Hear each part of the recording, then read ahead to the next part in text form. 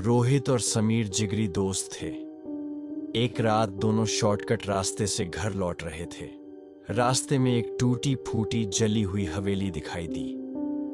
अचानक समीर रुक गया और बोला, सुनो, किसी के चलने की आवाज आ रही है। रोहित ने पीछे मुड़कर देखा, वहां कोई नहीं था। तभी समीर ने धीरे से कहा, तू अकेला क्यों चल रहा है? रोहित का खून जम गया, क्योंकि समीर तो कुछ देर पहले ही घर पहुंच चुका था। ऐसी ही वीडियो देखने के लिए चैनल को सब्सक्राइब करें।